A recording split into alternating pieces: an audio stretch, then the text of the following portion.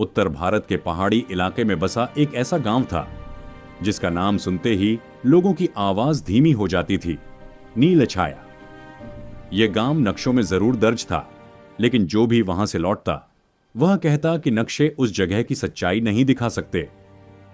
नीलछाया की हवा में एक अजीब सी नमी और भारीपन था, जैसे वहां सांसें भी सोच समझकर ली जाती हों। दिन में यह गांव साधारण लगता था, मगर जैसे ही सूरज पहाड़ियों के पीछे ढलता, पूरा इलाका नीले धुंधले साए में डूबने लगता। पेड़ों की परछाइयां जमीन पर नहीं, दीवारों पर रेंगती थीं, और घरों के भीतर बैठे लोग बिना वजह ही अपने दरवाजों पर कुंडी चढ़ा देते थे। इसी गांव में एक शाम अद्वैत शर्मा पहुंचा था। अद्वैत पेशे से खोजी पत्रकार था, लेकिन असल में वह उन कहानियों का पीछा करता था जिन्हें लोग सच मानने से डरते हैं। शहर की चकाचौंध से दूर उसे हमेशा ऐसे स्थान खींचते थे जहां सवाल ज्यादा हों और जवाब कम। नीलछाया का नाम उसने एक बूढ़े आदमी की बुदबुदाहट में सुना था, जिसने नशे में बस इतना कहा था, वो गांव जिंदा है, और जो उसे समझने गया वो उसका हिस्सा बन गया। यही वाक्य अद्वैत के भीतर बैठ गया। गांव में कदम रखते ही उसे लगा जैसे किसी ने उसकी मौजूदगी नोट कर ली हो। सड़क पर चलते हुए उसे कई खिड़कियां दिखीं जिनके पर्दे आधे हटे थे, लेकिन जैसे ही वह उधर देखता, पर्दे तुरंत गिर जाते। चौराहे के पास एक पीपल का पुराना पेड़ था, जिसके नीचे एक झुकी कमर वाला बूढ़ा बैठा था। उसकी आंखें सफेद थीं, लेकिन आवाज में अजीब सी दृढ़ता थी। नाम मत बताना, उसने बिना देखे कहा। यहां नाम ज्यादा देर सुरक्षित नहीं रहते।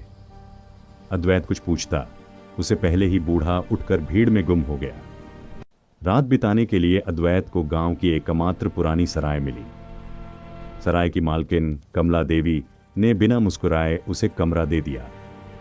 कमरा साधारण था, मगर दीवारों पर अजीब सी खरोंचें थीं, जैसे किसी ने अंदर से बाहर निकलने की कोशिश की हो। कमला देवी ने जाते जाते बस इतना कहा, रात को अगर कोई आवाज आए तो जवाब मत देना। अद्वैत ने इसे ग्रामीण अंधविश्वास समझकर अनसुना कर दिया, लेकिन आधी रात को उसकी नींद अचानक टूट गई। कमरे के बाहर किसी की चलने की आवाज थी, धीमी, घिसटती हुई। फिर दीवार के उस पार से किसी ने बहुत धीमी आवाज में उसका नाम लिया। अद्वैत का दिल जोर से धड़क उठा। उसने किसी को अपना नाम नहीं बताया था। हिम्मत जुटाकर उसने दरवाजा खोला।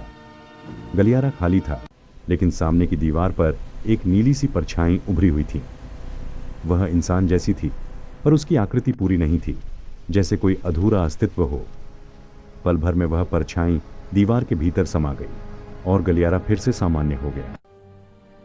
अगली सुबह अद्वैत ने गांव वालों से बात करने की कोशिश की, लेकिन हर कोई या तो चुप रहा या फिर बातचीत से बचता रहा। तभी उसे ईरा मिली, एक तेज नजर वाली युवती, जिसके चेहरे पर डर कम और सवाल ज्यादा थे।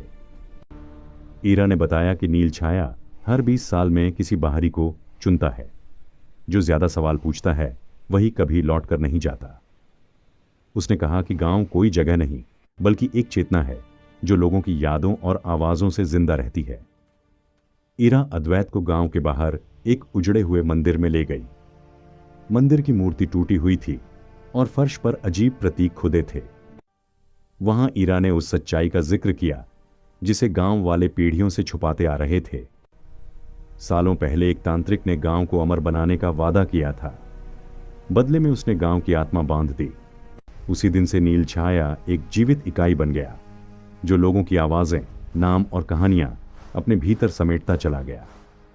उस रात नीली परछाई फिर प्रकट हुई, इस बार और भी स्पष्ट। उसने अद्वैत से कहा कि गांव को उसकी आवाज चाहिए।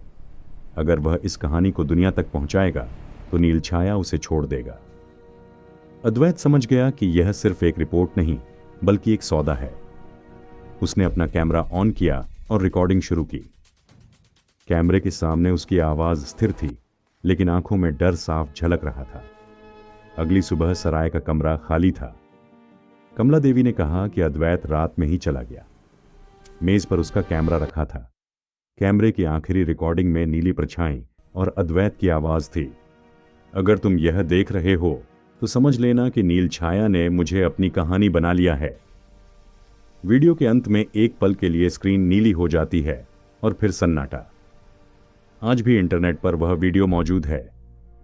जो भी उसे पूरा देखता है वह दावा करता है कि आखिरी फ्रेम में परछाई के पीछे किसी और का नाम फुसफुसाया जाता है, शायद अगला दर्शक या शायद अगला कहानीकार। दोस्तों, अगर आपको यह वीडियो थॉट ढीसी पसंद आई है तो वीडियो को लाइक करके अपने व्हाट्सएप ग्रुप में शेयर कर दीजिए। और अभी आप इस चैनल पर नए आए हैं तो आप इस चैनल को सब्सक्राइब जरूर कर लीजिए। आपको ऐसी वीडियो रोज देखने को मिलेगी। धन्यवाद।